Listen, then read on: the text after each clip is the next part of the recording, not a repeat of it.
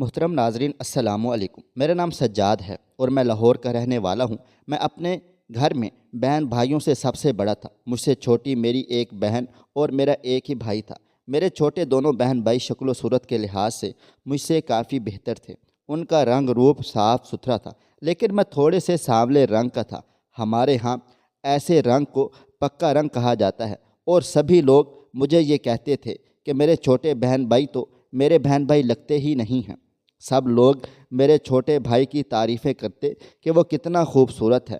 مجھے یہ سب کچھ بچپن ہی سے پسند نہیں تھا کہ لوگ مجھے نظر انداز کریں اور میرے بھائی کو زیادہ اہمیت دیں۔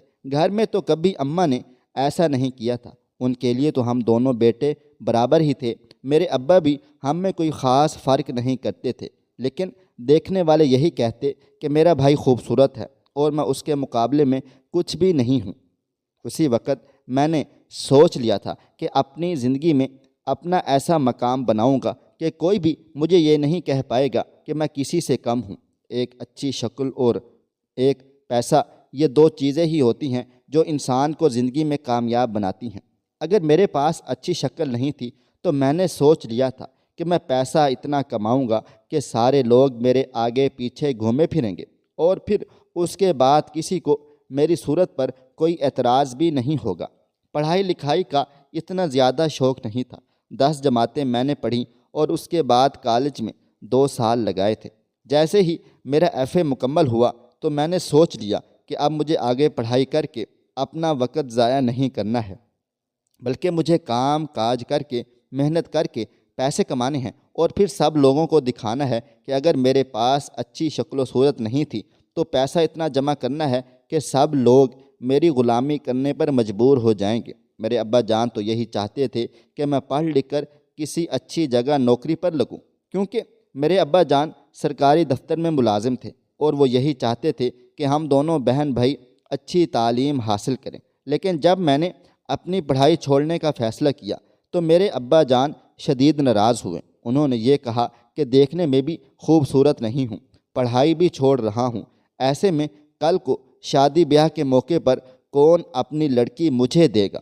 میں نے بھی اس دن ان سے وعدہ کر لیا تھا کہ شادی کروں گا تو ایک خوبصورت لڑکی سے کروں گا، اور میرے ابا جان کو صرف یہ میرا ایک وہم اور ایک خواب ہی لگتا تھا، جس کا مکمل ہو جانا ناممکن سی بات تھی۔ میرے چھوٹے بھائی نے کبھی بھی مجھے اس بات کا احساس نہیں دلایا تھا کہ میں خوبصورت نہیں ہوں، بلکہ وہ ہمیشہ بڑا بھائی سمجھ کر میری عزت کرتا تھا، میری قدر کرتا تھا۔ لیکن میں نے اسے کبھی بھی اس سے پیار اور محبت سے بات نہیں کی تھی، کیونکہ کہیں نہ کہیں میرے دل میں یہ بات تھی کہ اس کی وجہ سے مجھے لوگوں کی باتیں سننے پڑتی ہیں، اس کی وجہ سے باقی لوگ مجھے کمتر سمجھتے ہیں۔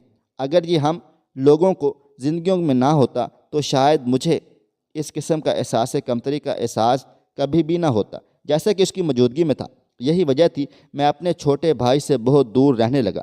بچپن میں کسی بات پر جھگڑا ہو جاتا تو میں اسے خوب مارتا۔ میری اماں جان میری ساری حرکتیں دیکھ کر بہت پریشان رہتی تھی، مجھے بہت سمجھاتی کہ وہ میرا چھوٹا بھائی ہے، میں اس سے محبت کیا کروں، پیار محبت سے رہا کروں۔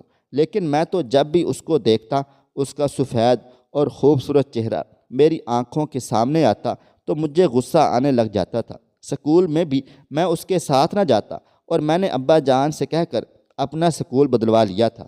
میرے دونوں چھوٹے بہن بھائی ایک سکول میں جاتے تھے، جبکہ میں ان دونوں سے الگ دوسرے سکول میں جایا کرتا تھا۔ گھر میں بھی میرا ان سے کم ہی سامنا ہوتا تھا، اور جب ہو جاتا تھا تو میں نفرت سے اس کو دیکھتا رہتا تھا۔ میں کبھی بھی مجھ سے نفرت محسوس نہیں کی تھی، بلکہ وہ مجھ سے بہت محبت کرتا تھا اور میرے بنا کہے میرے بہت سارے کام بھی کر دیتا تھا، مگر میں نے کبھی بھی بڑے ہونے کا فرض ادا نہیں کیا تھا۔ زندگی اسی طرح گزر رہی تھی۔ جب میں نے اپنا کالج چھوڑ دیا تو اس کے بعد میں نے کام سیکھنے کا ارادہ کیا۔ ابا جان سے کہہ کر محلے ہی میں ایک آدمی کے پاس کام سیکھنے کے لیے جانے لگا۔ 2 سال لگے مجھے وہ کام مکمل طور پر سیکھنے میں، اور اس کے بعد میں نے سوچ لیا تھا کہ مجھے آگے کیا کرنا ہے، اور میں نے ابا جان سے کہا کہ وہ مجھے ملک سے باہر بھیجنے کا انتظام کریں، کیونکہ میں یہ بھی جانتا تھا کہ یہاں پر رہتے ہوئے میں اس کام سے زیادہ پیسے نہیں کما سکتا۔ میں نے بہت سارے لوگوں سے سنا ہوا تھا، یہاں تک کہ اپنے کچھ دوستوں سے بھی سنا تھا کہ باہر کے ملک میں اس کام کے بہت زیادہ پیسے ملتے ہیں۔ ہنر مند بندہ اگر ملک سے باہر چلا جائے تو وہ لاکھوں روپے کماتا ہے۔ اس لیے تو میں ہنر سیکھا تھا اور اب میرا باہر جانے کا ارادہ تھا۔ ابا جان نے بہت سمجھایا کہ میں یہیں رہ کر کام کر لوں، لیکن مجھے یہاں رہ کر کام کرنا نہیں تھا۔ میں نے بہت کوشش کی، کچھ اپنے دوستوں سے ادھار مانگا، کچھ اماں جان کے زیور بیچ ڈالے اور ان سے وعدہ کر لیا کہ انہیں فکر کرنے کی ضرورت نہیں ہے، جیسے ہی میں اچھا کمانے لگ جاؤں گا تو میں انہیں اس سے زیادہ زیور بنا کر دوں گا۔ اسی شرط پر میں نے اماں جان سے زیور لے کر بیچ ڈالے تھے۔ ابا نے تو بہت سمجھایا، اماں سے یہ بھی کہا کہ وہ مجھے اتنی بڑی حماقت کرنے سے روکیں۔ ضروری نہیں ہے ہر انسان کا باہر جا کر دل لگے اور وہ لاکھوں کما کر لائے۔ اگر وہاں جا کر میرا دل نہ لگا اور مجھے اچھا کام نہ ملا تو یہ جو ہاتھ میں 4 پیسے ہیں یہ بھی جائیں گے، اور یہ جو زیور میری اماں نے ہم دونوں بھائیوں کی بیویوں کے لیے سنبھال کر رکھا تھا یہ بھی ہاتھ سے چلا جائے گا۔ لیکن میں نے سوچ لیا تھا میں نے کیا کرنا ہے۔ اب میں پیچھے ہٹنے والوں میں سے تو بالکل بھی نہیں تھا۔ جیسے تیسے کر کے اماں جان کو راضی کر لیا۔ ابا جان بھی آخر کار مان ہی گئے تھے۔ میری ضد کو دیکھتے ہوئے انہوں نے ہار مان لی اور اس طرح میں ملک سے باہر چلا گیا تھا۔ میں نے 2 سال وہاں جی جان لگا کر خوب محنت کی اور اچھا پیسہ کمایا۔ 2 سال میں نے اتنا پیسہ جمع کر لیا تھا کہ میں اپنے ملک واپس آیا تو میں نے بہت اچھا گھر بنا لیا۔ میرے اماں ابا کا تو گھر پہلے ہی بہت اچھا بنا ہوا تھا، جبکہ اپنے رہنے کے لیے میں نے الگ گھر بنایا تھا اور میرے پاس پیسے کی کوئی کمی نہ تھی۔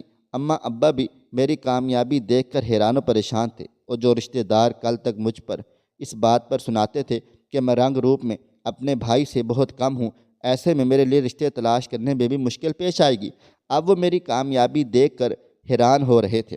سبھی لوگ میرے پیسے کو دیکھتے ہوئے میرے آگے پیچھے گھومتے تھے، لیکن اب میں کسی کو بھی زیادہ اہمیت نہیں دیتا تھا۔ میرے بھائی کی ایک سرکاری ادارے میں نوکری تھی۔ میری پھپھو جو پہلے اپنی بیٹی کا رشتہ مجھے دینے کے لیے تیار ہی نہ تھی، انہوں نے صاف انکار کیا تھا کہ اگر وہ رشتہ دیں گی تو میرے چھوٹے بھائی کو دیں گی، مجھے رشتہ نہیں دیں گی، اور وہی اپنی بیٹی کا رشتہ مجھے اب دینے کے لیے تیار تھی۔ اس دن میں نے سب لوگوں پر یہ بات ثابت کر دی تھی کہ خوبصورتی سے زیادہ پیسے کی کشش ہوتی ہے، اور میں نے اتنی محنت کر کے اس کشش کو حاصل کر لیا تھا کہ اب سبھی لوگ میری طرف بھاگے چلے آتے تھے۔ میری پھپھو کی لڑکی اتنی خوبصورت نہیں تھی، لیکن پھر بھی اس وقت اس نے مجھے ٹھکرا ڈالا تھا جب میرے ہاتھ میں کچھ بھی نہیں تھا، اور اب جب کہ میرے پاس پیسہ تھا تو میں نے بھی اس لڑکی سے شادی کرنے سے صاف انکار کر دیا تھا، اور اماں جان سے کہا کہ وہ میرے لیے کسی خوبصورت لڑکی کا رشتہ تلاش کریں تاکہ دیکھنے والوں کے منہ میں بند کر سکوں۔ یہ جو لوگ کہتے تھے نا کہ مجھے رشتہ نہیں ملے گا، میں نے سوچ لیا تھا کہ کسی حسین اور خوبصورت لڑکی سے شادی کر کے دکھاؤں گا۔ اماں نے تو میرے کہنے پر فوراً ہی رشتے دیکھنا شروع کر دیے تھے۔ اب میں نے سوچا تھا کہ میں شادی کر کے ہی دوبارہ ملک سے باہر جاؤں گا اور کچھ سال وہاں لگا کر پھر پکا اپنے ملک واپس آ جاؤں گا۔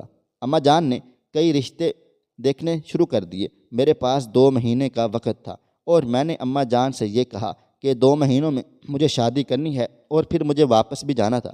اماں جان نے رشتے والی سے کہا تو اس نے ایک سے بڑھ کر ایک رشتہ دکھایا، لیکن لڑکیاں دیکھنے میں کچھ خوبصورت نہ تھیں، اس لیے مجھے کوئی بھی رشتہ پسند نہیں آیا تھا۔ میں چاہتا تھا کہ لڑکی کی عمر کم بھی ہو اور دیکھنے میں بھی خوبصورت ہو، جسے دیکھتے ہی لوگ حیران و پریشان رہ جائیں۔ خالہ نے میرے کہنے کے مطابق خوبصورت لڑکی میرے لیے تلاش کرنی شروع کر دی تھی۔ تھوڑے ہی دن گزرے تھے کہ جب خالہ ایک رشتہ لے کر آئی۔ انہوں نے کہا لڑکی ہماری طرح امیر نہیں ہے، لیکن لڑکی دیکھنے میں بہت ہی زیادہ خوبصورت ہے اور کم عمر بھی ہے، مجھے لڑکی پسند آ جائے گی۔ انہوں نے مجھے اس لڑکی کی تصویر دکھائی تو لڑکی واقعی ہی دیکھنے میں بہت حسین و جمیل اور خوبصورت تھی، اور مجھے پہلی نظر میں ہی بہت اچھی لگی۔ میں نے تو فوراً اماں سے کہہ دیا کہ وہ اسی گھر میں میرا رشتہ پکا کر دیں۔ جب اماں جان نے مجھ سے کہا کہ وہ لوگ غریب سے ہیں، معمولی سے لوگ ہیں، ہماری طرح امیر نہیں ہیں، وہ میرا رشتہ امیروں میں کریں گی، جو لڑکی اپنے ساتھ لاکھوں کا جہیز بھی لے کر آئے گی، اور لڑکی کے ساتھ ساتھ جہیز اس کو دیکھ کر بھی لوگ سب حیران و پریشان رہ جائیں گے۔ مجھے کسی چیز سے کچھ فرق بھی نہیں پڑتا تھا، مجھے چیزوں کی ضرورت نہیں تھی، چیزیں تو میرے پاس میرے گھر میں ایک سے بڑھ کر ایک موجود تھی، اور میں نے اتنے پیسے جمع کیے ہوئے تھے، مجھے پیسوں کا لالچ تو بالکل بھی نہیں تھا۔ اب سے پہلے تو خالہ نے امیر گھر کی لڑکیوں کے ہی رشتے دکھائے تھے۔ گھر تو امیر تھے لیکن لڑکیاں خوبصورت نہیں تھیں، اور مجھے ان لڑکیوں میں سے کوئی بھی پسند نہیں آئی تھی، اور یہ والی لڑکی تو مجھے بہت اچھی لگی تھی۔ میں نے اماں جان سے کہا کہ وہ اسی گھر میں میرا رشتہ کریں۔ جہاں تک بات جہیز کی ہے تو مجھے اس بات سے کچھ فرق نہیں پڑتا کہ وہ اپنے ساتھ جہیز میں کیا لے کر آتی ہے۔ آخر اماں جان کو میری بات ماننی پڑی، اور وہ راضی تو بالکل بھی نہیں تھی۔ یہ ان کی یہی کوشش تھی کہ کسی بڑے گھر میں میرا رشتہ ہو، اس طرح سے آگے میرے چھوٹے بہن بھائیوں کے لیے بھی آسانی ہوتی ہوگی، اور میری بہن کا رشتہ بھی کسی اونچے گھر میں ہو جاتا۔ میں نے اماں جان کو سمجھایا کہ اب ہماری حیثیت بدل گئی ہے، اب تو کوئی بھی میری بہن کا رشتہ لینے کے لیے تیار ہو جائے گا، وہ اس کی فکر بالکل بھی نہ کریں، پریشان نہ ہوں، اس کا رشتہ کسی اونچے اور بڑے گھر میں ہی ہوگا، فی الحال وہ میری شادی کی تیاری کریں۔ اماں جان میرا رشتہ لے کر ان کے گھر چلی گئی تو واپس آ کر انہوں نے مجھے بتایا کہ لڑکی یتیم ہے، اس کے ماں باپ کا بہت سال پہلے انتقال ہو گیا تھا، اور تایا تائی نے ہی اسے پال پوس کر بڑا کیا ہے۔ اس کی تائی نے تو صاف کہہ دیا ہے کہ جہیز کے نام پر وہ کچھ بھی نہیں دیں گی۔ میں نے اماں جان کو اس رشتے پر راضی کر لیا، اور اماں جان کو بھی پھر میری بات مانتے ہوئے خاموش ہو گئی تھی۔ شادی کی ساری تیاریاں ہم لوگوں نے خود کی تھیں، جبکہ لڑکی والوں نے تو کچھ بھی کرنا ضروری نہ سمجھا تھا۔ تو میں اسی بات سے خوش تھا، ایک خوبصورت لڑکی سے میری شادی ہونے والی تھی، اور جو بھی میری منگیتر کی تصویر دیکھتا تو حیران و پریشان رہ جاتا۔ اتنی خوبصورت لڑکی میری اماں نے میرے لیے تلاش کی تھی، اور اب جو لوگ کہتے تھے کہ میری شکل و صورت دیکھتے ہوئے کون لڑکی مجھ سے شادی کرے گی، تو وہ سب لوگ حیران و پریشان تھے۔ اس طرح تھوڑے ہی دنوں میں میری شادی ہو گئی، اور وہ لڑکی رخصت ہو کر میرے گھر آ گئی تھی۔ شادی میں جتنے بھی مہمان آئے ہوئے تھے، جیسے ہی میری دلہن کو دیکھتے تو حیران و پریشان رہ جاتے تھے۔ یہی تو میں سب چاہتا تھا۔ میں نے اپنی ہر کمی کو اپنے پیسے سے ختم کر دیا تھا، اور اب میں اپنی زندگی میں خوش و خرم تھا، لیکن جو پیسے کو لے کر میرے اندر غرور پیدا ہو گیا ہے، اس کا کچھ نہیں ہو سکتا تھا۔ میں نے اپنے سامنے کسی کو کچھ نہ سمجھتا۔ میری بیوی خوبصورت ہونے کے ساتھ ساتھ نیک سیرت بھی تھی، گھر میں سب کا خیال رکھتی، اور بہت ہی فرما بردار تھی، لیکن مجھے پھر بھی کبھی کبھار اسے دیکھ کر غصہ آتا۔ شاید مجھے ایسا لگتا تھا کہ میں اس کے مقابلے میں خوبصورت نہیں ہوں، اور شاید وہ مجبور ہے میرے ساتھ رہنے کے لیے، کیونکہ اس نے مجھے یہ بتایا تھا کہ رشتہ اس کے تایا تائی نے اپنی مرضی سے طے کیا ہے۔ اس کا مطلب یہ تھا کہ اس کی مرضی شامل نہیں تھی، اور میں اسے پسند نہیں ہوں، وہ صرف ایک مجبوری کا رشتہ نبھا رہی ہے۔ یہ بات سوچتے ہوئے مجھے اس پر غصہ آتا، اور میں بنا بات کے ہی اسے ڈانٹ دیتا۔ ایک دن اسی طرح سے میں اپنے دوستوں سے مل کر جب گھر واپس آیا تو میں نے دیکھا میری بیوی میرے چھوٹے بھائی کے ساتھ بات کر رہی تھی، اور اس کے کسی بات پر ہنس رہی تھی۔ مجھے یہ دیکھ کر بہت غصہ آیا، کیونکہ آج تک وہ میرے سامنے بالکل بھی نہیں ہنسی تھی۔ میں نے اس کا ہاتھ پکڑا اور اسے کمرے میں لے آیا۔ وہاں اگر میں نے اسے ایک تھپڑ مارا تو ہمیشہ سے میں بھائی سے اس بات سے نفرت کرتا تھا کہ وہ دیکھنے میں مجھ سے خوبصورت ہے، اور اسی لیے سب لوگ اسے پسند کرتے ہیں اور اس سے بات چیت کرتے ہیں۔ اب جب کہ میں اپنی بیوی کو بھی اس سے ہنس کر بات کرتے ہوئے دیکھا تو مجھ سے برداشت نہ ہو سکا۔ کیا اسے بھی میری شکل و صورت سے زیادہ میرے بھائی کی شکل و صورت اچھی لگتی تھی؟ اور اسی بات کو لے کر میرے دل میں شک و شبہات بیٹھ گئے تھے۔ اس کے بعد میں بنا بات کے کبھی اس پر ہاتھ اٹھا دیتا تو کبھی اسے ڈانٹ دیتا، اور وہ یہی کہتی تھی کہ میرے علاوہ اس کی زندگی میں کوئی نہیں ہے، اور اس پر اس طرح سے شک نہ کیا کروں۔ لیکن میں نے کبھی بھی اس کی کسی بات پر یقین نہ کیا تھا۔ اب میں نے سوچ لیا تھا کہ ہم دونوں اس گھر میں نہیں رہیں گے، کیونکہ اس گھر میں میرا بھائی تھا، اور میرے دل میں یہ بات بیٹھ گئی تھی کہ میں اسے پسند نہیں کرتا ہوں، بلکہ اس کی دلچسپی میرے بھائی میں ہے۔ اس لیے میں نے سوچا کہ جو گھر میں نے اپنے لیے الگ بنوایا تھا، میں اپنی بیوی کو لے کر اس گھر میں رہنے لگوں گا۔ میری اماں ابا نے بھی اس بات پر کوئی اعتراض نہ کیا تھا۔ میرے بھائی نے تو اسی وقت کہہ دیا تھا کہ میں اپنی بیوی کو اس گھر میں لے کر جا سکتا ہوں۔ اگر مجھے اس پر بھروسہ نہیں ہے تو وہ اسے اپنی بھابھی سمجھتا ہے، اس لیے کبھی کبھار اس سے بات کر لیتا ہے۔ اس نے کبھی بھی اسے غلط نظر سے نہیں دیکھا ہے۔ لیکن جب میں نے یہ بات کہی تو میرے بھائی جان کو بہت غصہ آیا۔ پھر سب لوگوں نے یہی بہتر سمجھا کہ ہم لوگ اپنے دوسرے گھر میں رہنے لگے۔ یہی سب کے لیے بہتر تھا۔ میں اپنی بیوی کو لے کر الگ گھر میں رہنے لگا تھا۔ یہاں پر میرے اماں ابا اور میری بہن تو آ جاتی تھی، لیکن میرے بھائی کا آنا یہاں پر منع تھا۔ وہ خود بھی یہاں نہیں آتا تھا، اور ویسے بھی میں نے اسے یہاں آنے سے منع کیا تھا۔ یہ کہا تھا کہ وہ میری بیوی سے دور رہے، جبکہ میری بیوی بھی مجھے یہی کہتی تھی کہ میں اسے اپنا بھائی سمجھتی ہوں، لیکن میں نے اسے صاف کہہ دیا تھا کہ اسے اس طرح کے رشتہ داریاں بنانے کی ضرورت نہیں ہے۔ ان دونوں کا جو رشتہ ہے وہی رہے گا، اور آج کے بعد سے وہ اس سے دور ہی رہیں۔ ہمارے گھر میں کسی چیز کی بھی کوئی کمی کوتاہی نہ تھی، لیکن پھر بھی میں نے اپنی بیوی کو ایک موبائل فون بھی لے کر نہ دیا، کیونکہ مجھے یہ ڈر تھا کہ جب میں گھر سے باہر ہوتا ہوں تو کہیں ایسا نہ ہو وہ کسی اور سے بات چیت کرے۔ یہاں تک کہ میں اسے کہیں جانے بھی نہیں دیتا تھا۔ وہ سارا دن گھر کے کام کاج کر کے گھر ہی میں رہتی تھی۔ اسے گھر سے باہر جانے کی اجازت بھی بالکل نہ تھی، اور میں نے گھر میں بھی اس طرح کا بنایا ہوا تھا کہ سارا دن وہ گھر کے اندر رہ کر گزارا کر دیتی تھی۔ محلے میں سے بھی کوئی بھی ہمارے گھر نہ جاتا تھا۔ سبھی لوگ یہ بات اچھی طرح سے جانتے تھے کہ مجھے کسی کا زیادہ اپنے گھر آنا جانا پسند نہیں ہے۔ میں اپنی بیوی کو ہر وقت یہی سمجھاتا رہتا تھا کہ اسے زیادہ محلے میں رشتہ داریاں بڑھانے کی ضرورت نہیں ہے۔ عورتیں بہت تیز ترار ہوتی ہیں، اور ایسے ہی لڑکیوں کو، معصوم لڑکیوں کو بیوقوف بنا کر کسی نہ کسی بات میں پھنسا دیتی ہیں۔ ایسی عورتوں سے یہ دور ہی رہے تو بہتر ہے، اور اپنے گھر پر اور اپنے شوہر پر توجہ دے۔ میں جیسا کہتا میری بیوی بالکل ویسا ہی کرتی تھی، لیکن پھر بھی کبھی کبھار مجھے اس پر غصہ آ جاتا تھا تو میں اس پر ہاتھ بھی اٹھاتا، اسے گالیاں بھی دیتا اور اسے مارتا بھی۔ وہ سب کچھ خاموشی سے برداشت کرتی رہتی تھی۔ مجھے ایسا لگتا تھا جیسے وہ میری ساری باتیں اس لیے برداشت کرتی ہے کیونکہ وہ مجبور ہے۔ اس کے تایا تائی اس سے محبت نہیں کرتے اور اسے بوجھ کی طرح اٹھا کر اپنے گلے سے اتار دیا ہے، اس لیے وہ میری ساری باتوں کو خاموشی سے برداشت کرتی ہے، جبکہ میں چاہتا تھا کہ وہ مجھ سے محبت کریں اور محبت میں میری ساری چیزیں برداشت کرے۔ یہاں آئے ہوئے ہمیں کچھ ہی دن گزرے تھے کہ جب میری چھٹیاں ختم ہو گئی تھیں اور اب مجھے واپس اپنی ڈیوٹی پر جانا تھا، کیونکہ میری بیوی دیکھنے میں بہت خوبصورت تھی اور میں پہلے ہی ہر وقت اس پر شک کرتا رہتا تھا۔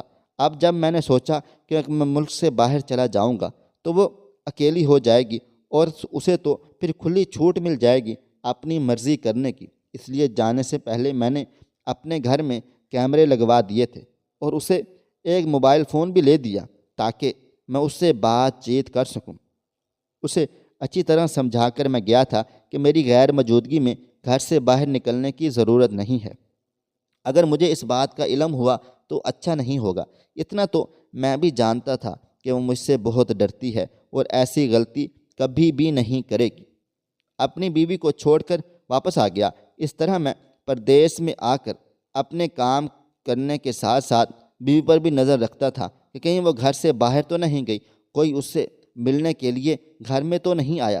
میری غیر موجودگی میں بھی میری بیوی کو میرا اتنا خوف تھا، ڈر تھا کہ وہ گھر سے باہر قدم نہیں نکالتی تھی اور نہ ہی کسی کو اپنے گھر بلاتی تھی۔ میں دل ہی دل میں بہت زیادہ خوش تھا کہ میری بیوی نیک، پرہیزگار اور پردہ دار ہے۔ اس بات پر بھی میں خوش ہو جاتا تھا، چلو ڈر ہی سے ہی صحیح، لیکن وہ میری بات مانتی ہے اور گھر سے باہر نہیں نکلتی۔ جانے کیوں مجھے اس کے اندر اپنا ڈر دیکھ کر اچھا سا لگتا تھا، اور مجھے خوشی ہوتی تھی کہ کوئی انسان تھا جو میرے کہنے کے مطابق چلتا تھا، جیسے میں اپنی مرضی کے مطابق چلاتا تھا۔ ایک دن میں اس طرح وہ میرے ساتھ ویڈیو کال پر بات کر رہی تھی جب میں نے کھونٹی پر لٹکے ہوئے کسی کے مردانہ کپڑے دیکھے تو مجھے بہت عجیب لگا، اور میں نے اپنی بیوی سے اس بارے میں باز پرس کرنے لگ گیا تھا کہ یہ کس کے کپڑے ہیں اور کہاں سے آئے ہیں۔ میری بات سن کر وہ کہنے لگی کہ یہ ابا جی کے کپڑے ہیں، میں دھونے کے لیے لے کر آئی تھی۔ میں اس کی اس معصومیت پر خوش ہو گیا تھا کہ میری غیر موجودگی میں بھی اسے میرے گھر والوں کی فکر تھی۔ ایسے ہی لڑکی تو میں چاہتا تھا۔ زندگی میں جو خوبصورت بھی ہو اور میری بات بھی مانے اور میرے گھر والوں کی بھی فکر کرے، اور منیبہ بالکل ویسی ہی تھی۔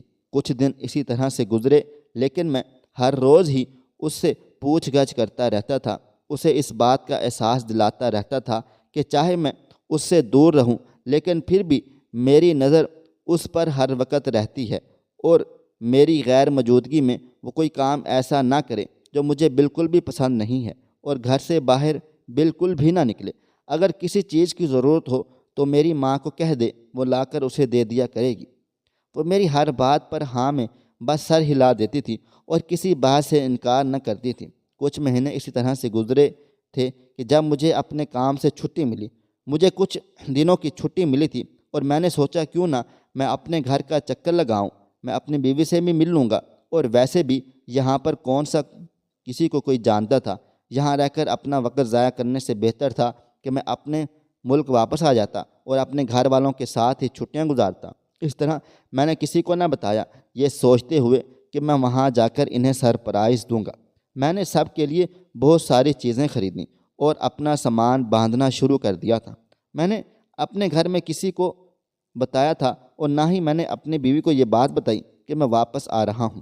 اپنے گھر والوں کو تو میں نے اس کے لیے نہیں بتایا تھا کہ میں انہیں سرپرائز کروں گا، جبکہ اپنی بیوی کو تو میں نے اس طرح سے سرپرائز دینا چاہ رہا تھا، اور کچھ میرے دل و دماغ میں بھی یہ چل رہا تھا کہ اچانک جا کر دیکھوں گا کہ وہ گھر میں اکیلی کیا کرتی ہے، کیونکہ جو ایک شک میرے دل میں اس کو لے کر بیٹھ گیا تھا وہ ابھی تک موجود تھا۔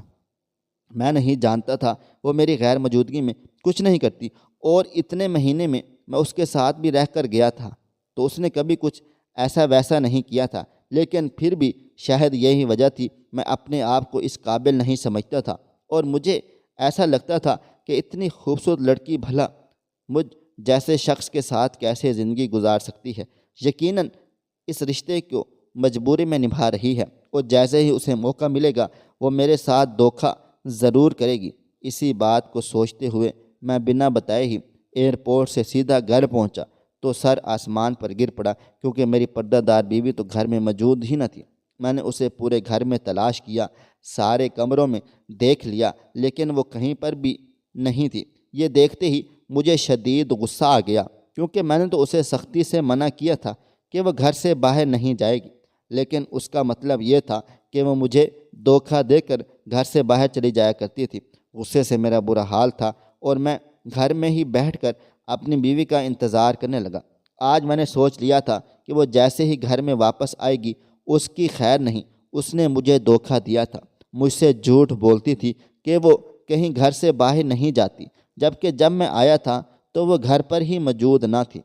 ایک تو اس بات کا غصہ تھا کہ میرا سارا سرپرائز خراب ہو گیا تھا، دوسرا اس بات پر غصہ تھا کہ جانے اس سے پہلے وہ مجھ سے کتنے جھوٹ بول چکی ہے۔ میرا غصہ کسی بھی صورت میں کم نہیں ہو رہا تھا۔ کافی دیر انتظار کرنے کے بعد جب دروازہ کھلنے کی آواز آئی تو میں فوراً سیدھا ہو کر کھڑا ہو گیا تھا۔ تقریباً کوئی 1.5 گھنٹہ گزر چکا تھا اور ابھی بھی میرا غصہ کم نہیں ہوا تھا۔ مجھے بس اس کے اندر آنے کا انتظار تھا۔ وہ اندر آئے اور میں اس سے اس بات کی سزا دوں، لیکن جب میں نے اسے اندر آتے دیکھا تو میرا غصہ مزید بڑھ گیا تھا، کیونکہ وہ میرے چھوٹے بھائی کے ساتھ آ رہی تھی، اور میرے بھائی نے ایک سائیڈ سے اس کا بازو پکڑا ہوا تھا۔ یہ دیکھتے ہی مجھے اس پر شدید غصہ آ گیا، اور میں نے فوراً اس کی طرف بڑھا اور اس کے چہرے پر ایک زوردار تھپڑ دے مارا تھا، جس کی وجہ سے وہ گرتے گرتے بچ گئی تھی، اور میرے بھائی نے اسے گرنے سے بچا لیا تھا۔ اس بات پہ مجھے مزید غصہ آ گیا تھا، اور میں نے دوسرا تھپڑ مارنے کے لیے ابھی ہاتھ اٹھایا ہی تھا کہ میرے بھائی نے میرا ہاتھ روک لیا، اور اب مجھے اپنے بھائی پر بھی شدید غصہ آ گیا تھا۔ میں نے یہی سوچا کہ میں پہلے اپنے بھائی کی خبر لوں، اسے گھر سے نکالوں، اس کے بعد میں اس کا وہ حال کروں گا کہ یہ ساری زندگی یاد رکھے گی۔ میں نے اسے منع کر دیا تھا کہ وہ میرے بھائی سے دور رہے، لیکن اب میں جب واپس آیا تو میرے بھائی کے ساتھ گھر آ رہی تھی۔ اس بات نے تو میرے تن بدن میں آگ لگا دی تھی کہ میری غیر موجودگی میں وہ میرے بھائی سے ملتی جلتی رہی ہے۔ مجھے کہاں سکون آنے والا تھا، یہ سوچتے ہوئے کہ جہاں سب لوگ مجھے نظر انداز کر کے میرے بھائی کی تعریف کرتے تھے، وہیں میری بیوی بھی مجھے نظر انداز کر کے میرے بھائی کے ساتھ یہاں پر مزے کر رہی تھی۔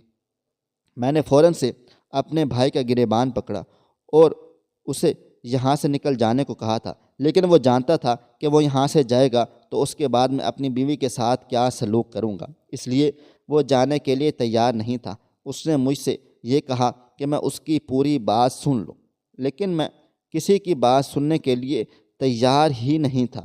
جب میرے بھائی نے میری بیوی کی مزید طرفداری کی تو مجھے مزید غصہ آ گیا اور میں نے کھڑے کھڑے اپنے بیوی کو طلاق دے دی، اور میں نے اپنی بیوی سے یہی کہا کہ وہ ابھی اور اسی وقت میرے گھر سے نکل جائے۔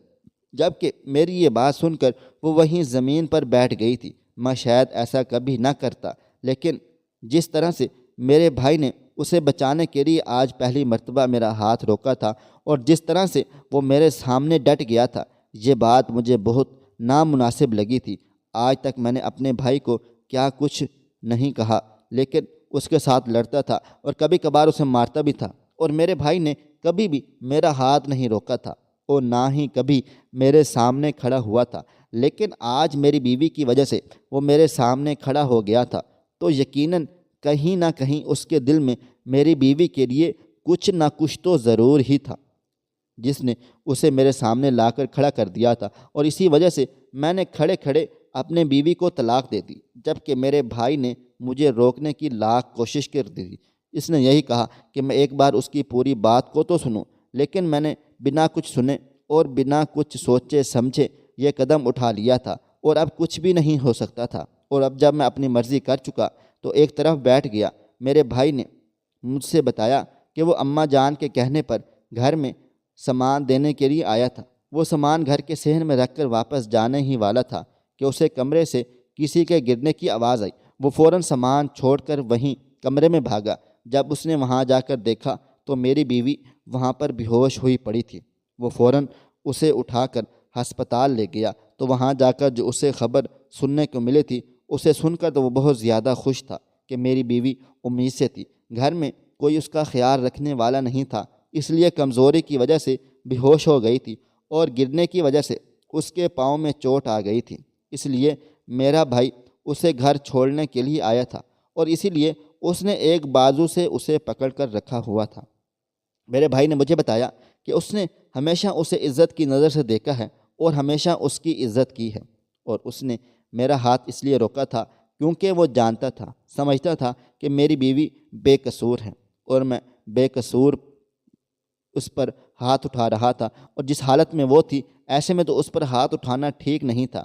اسے پہلے بھی یہ بات پسند نہیں تھی جب میں اس پر ہاتھ اٹھاتا تھا، لیکن وہ خود پر ضبط کر لیتا، اس لیے اگر اس نے کچھ بھی کہا تو غلط سمجھوں گا اور اس کا سارا خمیازہ میری بیوی کو ہی بھگتنا پڑے گا، اس لیے وہ چپ ہو جاتا تھا۔ لیکن آج تو میں حد کر دی تھی، اگر آج وہ مجھے نہ روکتا تو شاید خود کو کبھی معاف نہ کر پاتا۔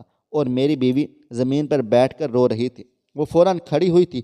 اس نے کہا، اچھا ہو گیا کہ میں نے اسے طلاق دے دی ہے، وہ بھی اس گھٹن بھرے ماحول سے تنگ آ گئی تھی۔ اس گھر میں ضرورت کی تو ہر چیز موجود تھی، پیسے کی کوئی کمی نہ تھی، لیکن اس گھر میں سکون بالکل بھی نہیں تھا۔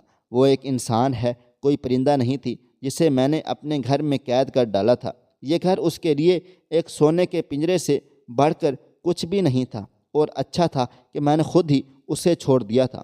اگر وہ اس گھر میں مزید رہتی تو شاید وہ مر جاتی۔ جب سے اس گھر میں آئی تھی اس نے کبھی میری کسی بات پر اعتراض نہیں کیا تھا اور ہمیشہ میرے غلط رویے کو بھی قبول کر لیا تھا، لیکن میں نے جب کبھی کبھی اسے محبت نہیں دی، کبھی بھی اس سے پیار نہیں کیا، میں نے ہمیشہ اس پر شک کیا تھا، اور آج اسی شک کی وجہ سے میں نے خود اپنے ہاتھوں سے اپنا ہنستا بستا گھر تباہ و برباد کر لیا تھا۔ اب کہانی کا دوسرا رخ دیکھتے ہیں۔ آپ سب ناظرین پڑھیں اور سنیں۔ آج کی میری تحریر بہت اہم موضوع پر ہے۔ معاشرے میں اکثر شوہر اپنی چاند جیسی بیوی پر ظلم کے پہاڑ گرا دیتے ہیں۔ بیوی کے آخر حقوق ہوتے ہیں، کیا اللہ حساب نہیں لے گا؟ بیوی اپنے شوہر کی خاطر سارے گھر والوں کو چھوڑ کر آتی ہے، کیا وہ انسان نہیں؟ کیا اس کے کوئی جذبات نہیں؟ شوہر کو چاہیے اچھا سلوک کرے۔ عورت شوہر کا تلخ اور سخت رویہ دیکھ کر عورت بکھر جاتی ہے۔ میں نے اپنی آنکھوں سے کئی ایسے واقعات یقین کریں کہ میرا دل خون کے آنسو روتا ہے۔ میں اس لیے قلم کا سہارا لیتا ہوں۔ میری اللہ میری باتیں آپ سب کے دلوں میں اتار دے۔ خدا کا واسطہ ظلم نہ کرو، بیوی کے سارے حقوق پورے کیا کرو۔ حدیث مبارکہ کا مفہوم ہے جو شخص چاہتا ہے اس کا گھر جنت میں پیارے آقا صلی اللہ علیہ وآلہ وسلم کے ساتھ ہو تو اسے چاہے اپنی بیوی سے اچھا سلوک کرے۔ موضوع بہت طویل ہے، مختصر ایک واقعہ سناتا ہوں کہ میں ایک عورت کپڑے دھو رہی تھی، سالن بھی پکا لیا تھا۔ بچہ اسکول سے آیا تو کھانا مانگا۔ ماں نے کہا کہ کپڑے تھوڑے سے رہ گئے ہیں، اپنے ابو سے پیسے لے کر باہر تندور سے روٹی لے کر آؤ۔ بس اتنی سی بات ظالم شوہر نے سن لی اور آ کر بیچاری بیوی کو مارنا شروع کر دیا جیسے وہ عورت نہیں کوئی جانور ہو۔ عورت کے جسم پر نیل پڑ گئے تھے۔ کیا تھا، 20 روپے دے دیتا روٹی کے لیے۔ عورت صبح سے گھر کے کام کر رہی تھی، وہ پتھر تو نہیں۔ خدا کا واسطہ ہے اپنی آخرت تباہ نہ کرو۔ اگر حقوق پورے نہیں کر سکتے تو پھر شادی کیوں کرتے ہو؟ شادی کا بہت جوش آتا ہے مگر بیوی کو عزت دیتے حیا نہیں آتی۔ آخر ہر جگہ عورت پر ظلم کیوں؟